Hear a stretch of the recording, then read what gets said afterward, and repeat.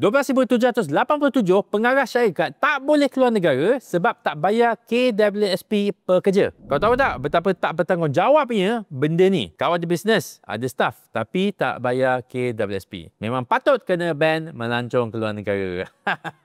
You kena ingat ya, kalau you ada syarikat, tanggungjawab you bukan sekadar cari duit. You kena urus bisnes dengan betul. Daftar SSM, ada lesen, bayar cukai, buat audit. Jangan campur duit syarikat dengan duit sendiri. Isunya sekarang ni, cash flow tunggang langgang. Lepas tu gaji pekerja, KWSP pekerja pun sangkut.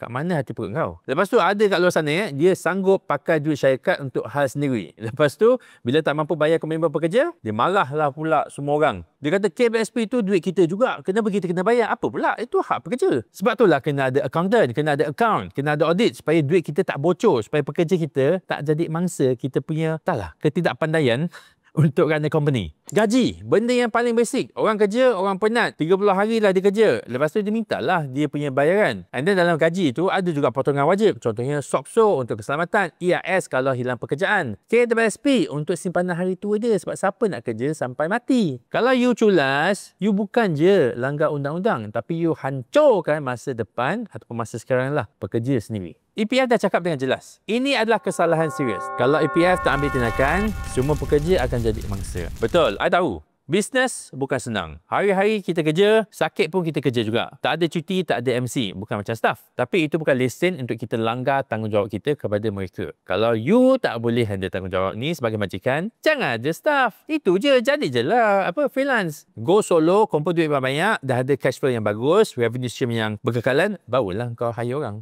Dan untuk pekerja-pekerja, jangan diam kalau you tak dapat slip gaji. Tanya, minta. Cuba cek, ada tak nombor KWSP tu? Ada tak potongan dia? Tembak. Lepas tu cek dekat akaun KWSP. Betul tak majikan carumkan? Kalau you rasa benda ni tak patut jadi, share video ni. Tag kawan-kawan korang yang ada bisnes. Dan juga tag juga kawan-kawan korang yang staff-staff ni, yang employees ni, yang maybe kena tindas. Kalau tak kena tindas pun, dia kena tahu juga benda ni. I bukan nak marah sebab suka-suka. Tapi sebab I tak sanggup tengok orang kerja penat-penat. Tapi hak dia kena curi depan mata. Lepas tu, employer tu, korang punya bos, pergi makan angin, pergi Australia, siap ambil gambar, letak dalam Instagram, lepas tu tulis, terima kasih rezeki Allah.